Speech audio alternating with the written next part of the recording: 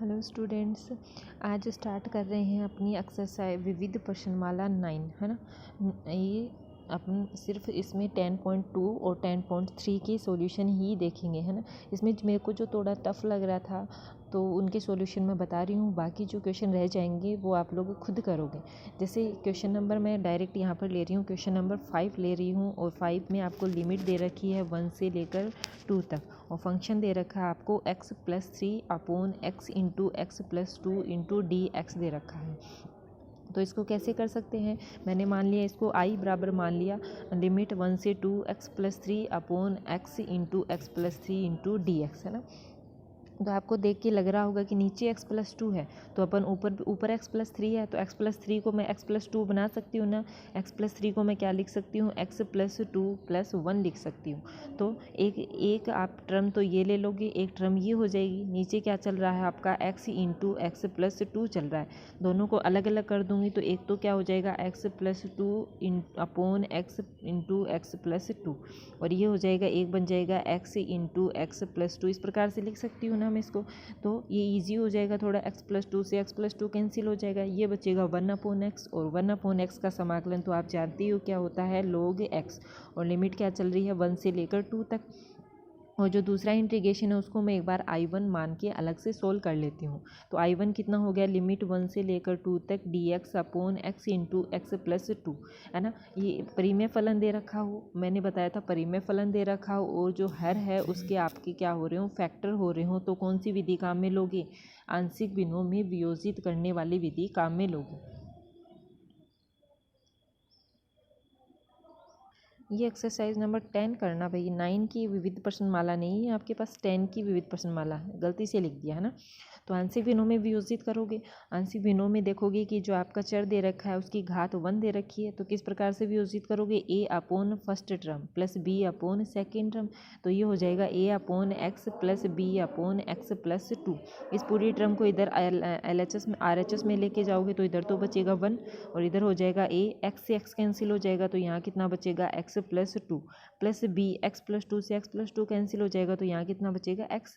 अब या तो आप चरों की तुलना करके a और b का मान निकाल लो या x बराबर वैल्यू पुट करके a और b का मान निकालो। तो मैं यहाँ एक बार तो x बराबर क्या पुट कर रही हूँ, 0 पुट कर रही हूँ।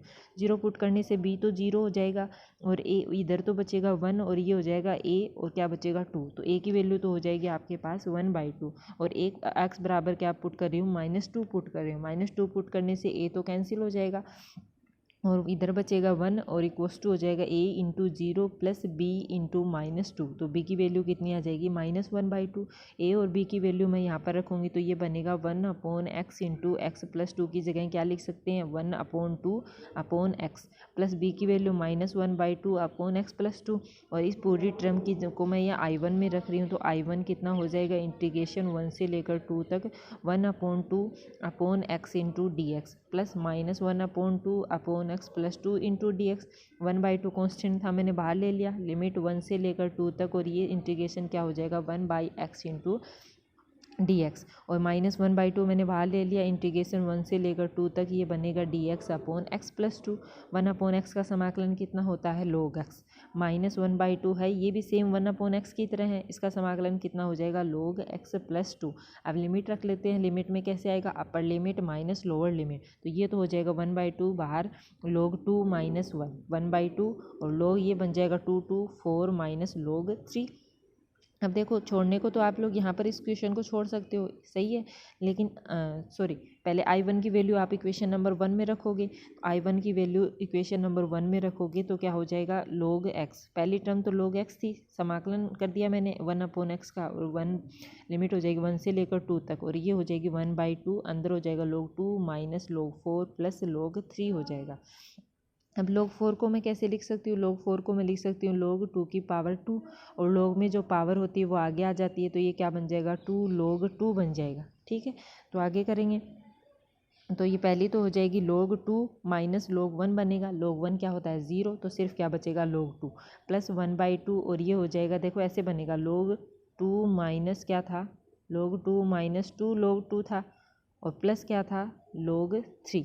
एक log 2 में से 2 log 2 जाएगा तो माइनस log 2 बचेगा और प्लस क्या है log 3, तो ये हो जाएगा log 3 माइनस log 2। इसको कोष्टक खोल देते तो बनेगा 1/2 log 3 माइनस 1/2 log 2 हो जाएगा। इन दोनों में एलसीएम लेके आप सरल करोगे तो सिर्फ आपके पास बचेगा 1/2 log 2 प्लस 1/2 log 3, दोनों में से 1/2 कॉमन आ जाएगा तो होगा log 2 प्लस log 3, और log m plus log n क्या होता है, log mn होता है, तो ये बन जाएगा 2 × 3 1/2, तो ये हो जाएगा 1/2 log 6। तो इजी था, इस प्रकार से इस क्वेश्चन को कर लोगे। आगे देखते हैं question number 9।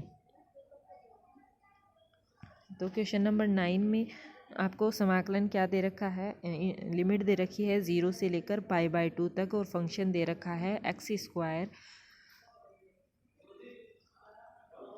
cos square x into dx। तो पहले इसको i के बराबर मान लेते हैं, तो i हो गया लिमिट 0 से π/2 x² into cos square x into dx हो जाएगा। तो इसको देख के लग रहा है कि एक तो आप एक इसकी वैल्यू रखोगे, कोस स्क्वायर एक्स की वैल्यू रखोगे। कोस स्क्वायर एक्स की वैल्यू कितनी होती है, 1 प्लस कोस 2x अपॉन 2। कैसे आई, आपको फॉर्मूला ध्यान होगा कोस 2x का। कोस 2x का क्या फॉर्मूला होता है, 2 कोस स्क्वायर एक्स माइनस 1। इससे कोस स्क्वायर एक्स की वैल्यू किस प्रकार से निकालोगे, कोस स्क्वायर एक्स 1/2 तो है ही, और ये इधर आ जाएगा कोस 2x प्लस 1, है ना। ये वैल्यू मैंने रख दी है इसमें, तो x² और अंदर हो गया आपका 1 प्लस कोस 2x अपॉन 2। दोनों टर्म को अलग अलग कर लेते हैं, तो एक तो बनेगा लिमिट 0 से π/2 1/2 x², दूसरा बनेगा प्लस 0 से π/2 1/2 x² कोस 2x इंटू dx हो जाएगा। x² का तो डायरेक्ट समाकलन हो जाएगा, क्या होगा x³ अपॉन 3 और लिमिट 0 से π/2। 1/2 कॉन्स्टेंट था, बाहर ले लिया, लिमिट 0 से π/2 x² into cos 2x into dx। अब इस समाकलन में देखोगे कि आपके पास दो टर्म हो गई और दोनों गुणा के रूप में दे रखी हो, तो कौन सी विधि से समाकलन करोगे, खंडशः समाकलन से। खंडशः समाकलन से आपको पता है अल्जेब्रिक वैल्यू को फर्स्ट मानोगे, टिग्नोमेट्रिक वैल्यू को सेकंड मानोगे, तो फॉर्मूला क्या होता है, फर्स्ट इंटू सेकेंड का समाकलन माइनस फर्स्ट का अवकलन इंटू सेकेंड का समाकलन, फिर जो आएगा उस पूरे का समाकलन इंटू dx आता है। तो उस प्रकार से मैं इसका खंड से समाकलन कर देती हूँ। इसमें लिमिट रखेंगे तो क्या होगा, 1/6 तो बार बन जाएगा, π³ अपॉन 8 माइनस 0 प्लस 1/2 कॉन्स्टेंट है, तो first x² as it is, cos 2x का समाकलन कितना होगा, साइन 2x, और फिर 2x का करेंगे तो 2 और 2 कहाँ जाएगा, हर में, माइनस इंटीग्रेशन 0 से π/2 x² का अवकलन 2x, और कोस 2x का समाकलन कितना हो जाए, sine 2x upon 2 into dx, और लिमिट 0 से π/2 चल ही रही है। वापस आपके पास दो टर्म गुणा के रूप में आ गई, x और साइन 2x, तो x को फर्स्ट मानोगे, साइन 2x को सेकंड मानोगे, तो समाकलन कर दोगे, ये तो बन गया π³ अपॉन 48 प्लस 1/2। ये हो गया आपके पास x² sine 2x upon 2 plus आपके पास समाकलन कर रही हूँ मैं यहाँ पर, देखो ये टर्म बनी है, इसका वापस समाकलन करेंगे 0 से π/2 x इंटू साइन 2x, खंड से समाकलन करेंगे तो फर्स्ट एज इट इज आ जाएगा, सेकंड का समाकलन साइन 2x का समाकलन कितना होगा, माइनस कोस 2x अपॉन 2, फिर माइनस आएगा, x का अवकलन 1, और फिर कोस 2x साइन 2x का कितना हो जाएगा, माइनस माइनस माइनस प्लस हो जाएगा, ये बनेगा कोस 2x upon 2 into dx।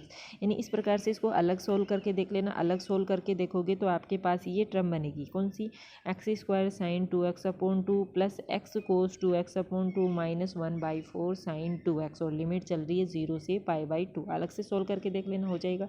Limit रखोगे upper limit minus lower limit, तो ये हो जाएगा 1/2 है, x² की जगह π² अपॉन 4 हो जाएगा साइन पाई, प्लस 1 x की जगह रखोगे π/2 अपॉन 2, और कोस पाई माइनस 1/4 साइन पाई, 0 रखोगे तो सभी 0 हो जाएंगे, रखने की ज़रूरत नहीं है, तो ये π² अपॉन साइन पाई की वैल्यू आपको पता है 0, सिर्फ कोस पाई बनेगा, कोस पाई की वैल्यू माइनस होती है तो बचेगा माइनस π/4, बार है π³ अपॉन 48 माइनस π/8, दोनों में से π/48 कॉमन ले लिया, तो यहाँ बच गया आपका π² माइनस 6, ठीक है।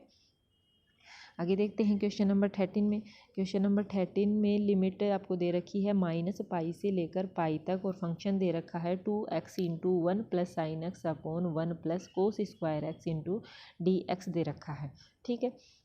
इसको मैंने पूरी को i के बराबर मान लिया, तो i हो गया लिमिट माइनस पाई से पाई 2x into 1 plus sine x upon 1 plus cos square x into dx। दोनों टर्म को मैं अलग अलग कर लेती हूँ, 2x को अंदर गुणा करेंगे तो इस प्रकार से बनेगा ना 2x plus 2x sign x है ना।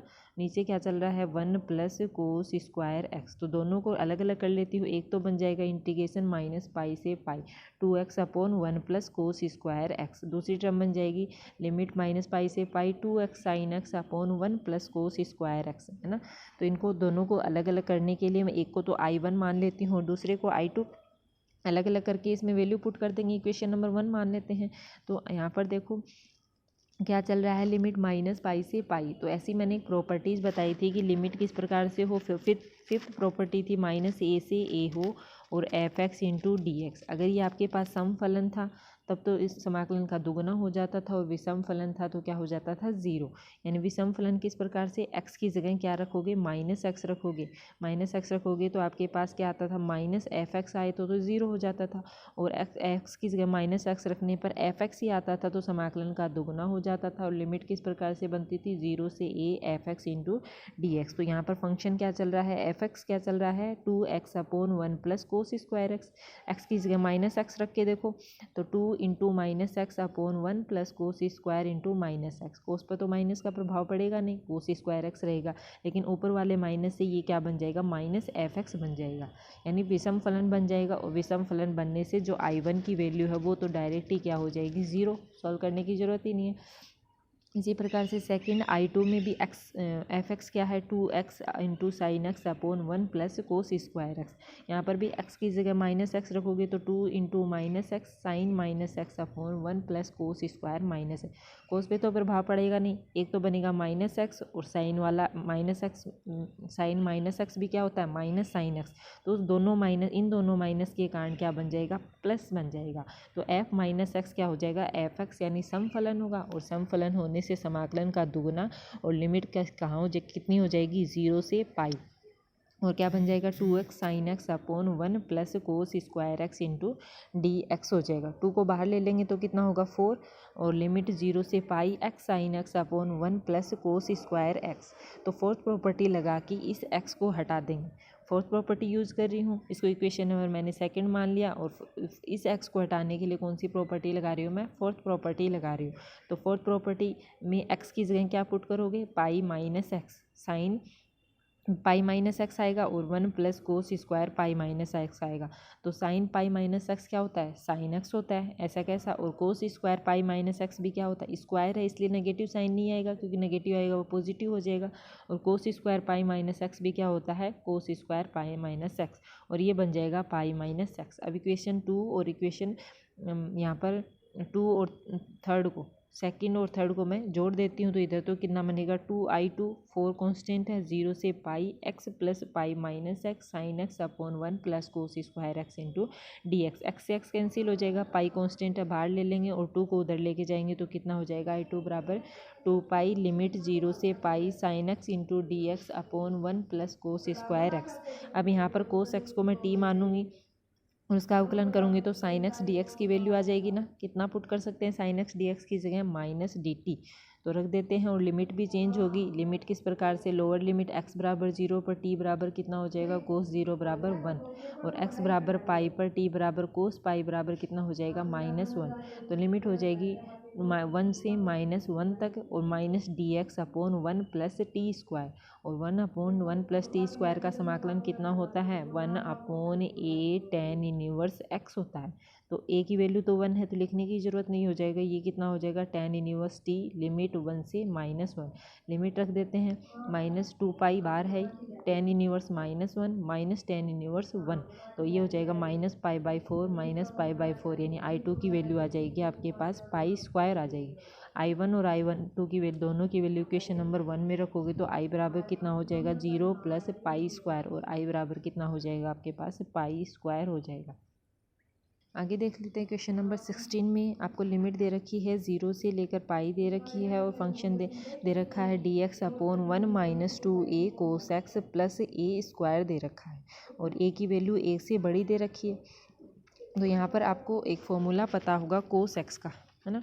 कोस एक्स का क्या फॉर्मूला, वैसे तो 2-3 फॉर्मूले होते हैं। एक तो होता है आपके पास 2 कोस स्क्वायर एक्स माइनस 1 होता है, और एक फार्मूला होता है 1 minus 2 cos square 1 minus 2 sign square x by 2, और एक टेन में होता है, आप लोग जानते हो टेन में क्या फार्मूला होता है 1 minus ten square x by 2 upon 1 plus tan square x by 2, है ना। 3 फार्मूले होते हैं। तो यहाँ पर देखो अगर मैं ये फार्मूला लगा दूंगी 1 minus ten square x by 2 upon 1 plus tan square x by 2 लगा दूंगी, तो ये तो क्या बन जाएगा ऊपर जाके सेक स्क्वायर एक्स बाई 2, और ये होगा 1 minus ten square x by 2। तो यहाँ से मैं टेन एक्स बाई 2 को टी मान के उसका अवकलन करूँगी तो सेक स्क्वायर एक्स बाई 2 आपके पास प्राप्त हो जाएगा।